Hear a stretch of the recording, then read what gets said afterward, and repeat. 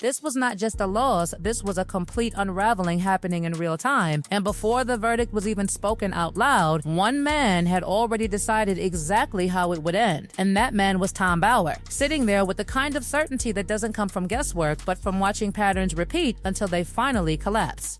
Is done. Can you expand on that? He's tarnished by losing a case which has cost them funds for Invictus Birmingham 2027. He is £25 million short.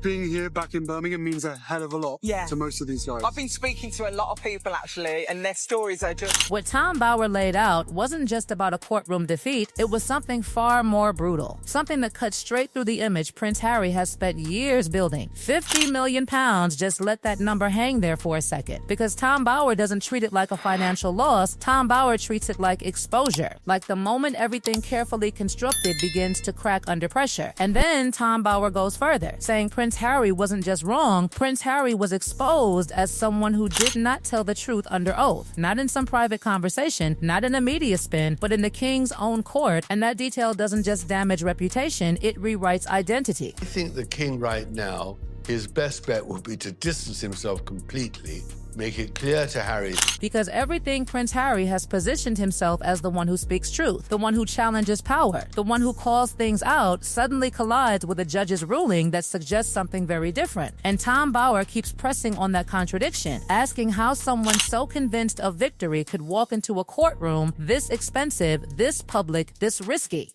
with absolute certainty. That kind of confidence doesn't come from careful strategy, it comes from something else entirely, something that looks dangerously like misjudgment. Then comes the detail that turns suspicion into something sharper. Tom Bauer says the very evidence holding the case together was concocted, fragile, unable to survive scrutiny. And suddenly the entire structure of the case doesn't just look weak, it looks engineered. And Tom Bauer doesn't answer the question outright, he lets it sit there, heavy and uncomfortable. How did they even get that evidence in the first place? Because once that question exists, it spreads into everything else. His share in a £50 million bill, he's going to have to go back to Meghan and explain all this. And now the fallout isn't contained. It spills outward into credibility, into public perception, into every future move Prince Harry might try to make. But Tom Bauer doesn't stop at the courtroom. Tom Bauer pulls the story backwards to a villa in the south of France, to a moment that didn't look dangerous at the time but now feels like the beginning of something far more calculated. Tom Bauer uses one word ensnared, and that word changes the tone entirely. Because at Elton John's home, Tom Bauer says something was built around Prince Harry, not advice, not protection, something closer to persuasion. Lawyers, activists, momentum, victories, it all sounded convincing, almost inevitable. And that's exactly how it worked. Because if Prince Harry believed the outcome was guaranteed, then the risk didn't exist in his mind. And Tom Bauer's framing is brutal. This wasn't about justice. This was about a system that saw Prince Harry as a money machine. Harry and 6 other claimants lost their privacy case against Associated Newspapers yesterday, the publisher of the Daily Mail. And once that belief took hold, once Prince Harry was fully persuaded, the question stopped. That's the moment everything becomes irreversible. Because Tom Bauer makes it clear either the people pushing this case didn't understand how weak it was, or they did understand and kept going anyway. And neither possibility looks safe. Information such as phone tapping and intercepting of voicemails. Now, this full judgment was about But while all of this was unfolding, something else was happening quietly, almost invisibly. Buckingham Palace was watching, not reacting, not guessing watching, tracking every move, every signal, every shift. And Tom Bauer makes it sound less like observation and more like anticipation, because according to Tom Bauer, they already knew how this would end. And then the sequence begins. One decision, then another. The security ruling falls against Prince Harry. The accommodation is denied. Doors close in order, not randomly, not coincidentally, but precisely. And Tom Bauer reads that sequence as something deliberate, something constructed to send a message that doesn't need to be spoken out loud. That the group were doing it with a legal firm on a no-win, no-pay basis, but there's still... Because underneath everything, underneath the legal defeat, the financial cost, the public exposure, there is a pattern forming, a pattern of misreading situations, overestimating control, and reacting too late. And for the first time, the response coming back isn't flexible. It isn't negotiable. It's final. And just when it looks like everything has already collapsed, Tom Bauer pulls the story somewhere far more uncomfortable, away from courtrooms and legal arguments, straight into something deeply personal that feels impossible to ignore.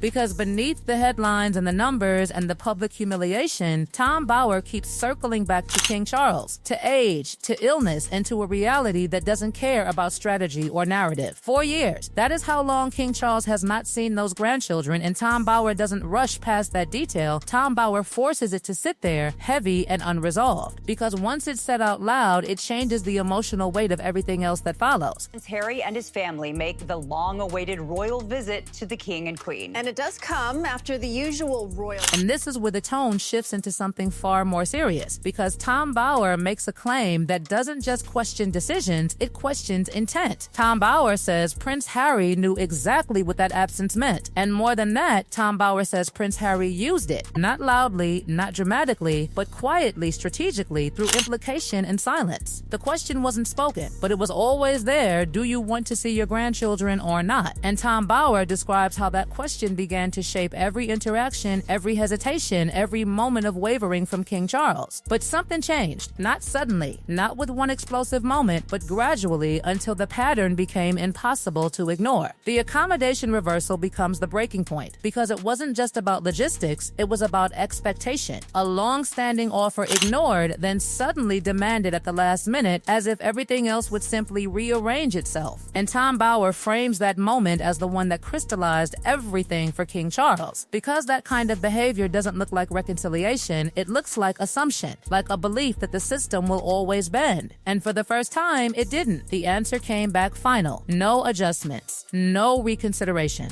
And Tom Bauer doesn't describe it as a simple refusal. Tom Bauer describes it as a verdict on the relationship itself. The trust is gone. The space to negotiate, to influence, to maneuver is closed. And what makes that even more unsettling is who now holds the control. The very advisors Prince Harry once dismissed, the gray men, are now the ones deciding everything that comes next. And Tom Bauer makes it clear Prince Harry has no leverage left to influence that outcome. But the story doesn't stop there, because just as the institutional doors are closing, another absence begins to stand out, one that feels too consistent to ignore. Meghan is not there, not at the verdict, not at the security ruling, not at the public moments where the damage is most visible. And Tom Bauer doesn't treat that as coincidence. Tom Bauer treats it as pattern. Each time the situation turns negative, Meghan is somewhere else. Each time there is momentum, visibility, or advantage, Meghan is present. And once that pattern is noticed, it becomes impossible to unsee. Tom Bauer's explanation is cold, almost clinical. Being associated with a moment like this carries risk, and risk is something Meghan avoids when the outcome is already decided. And yet Tom Bauer adds another layer that complicates everything. Meghan, according to Tom Bauer, understood the danger of these legal battles long before this collapse. Meghan had already seen how unpredictable courts can be, how quickly certainty can dissolve. Meghan warned against it. Meghan saw the risk clearly, and still Prince Harry moved forward. And just as that question begins to settle, another threat moves into view. Another courtroom. This time not against a publisher, but against something far closer. Centibel, the foundation tied directly to Princess Diana's legacy. And the image Tom Bauer describes, founder against foundation, doesn't just carry legal consequences, it carries symbolic weight that cannot be undone. At the same time, Prince William is watching, and Tom Bauer's assessment is sharp. Prince William now holds the strongest position Prince William has ever held.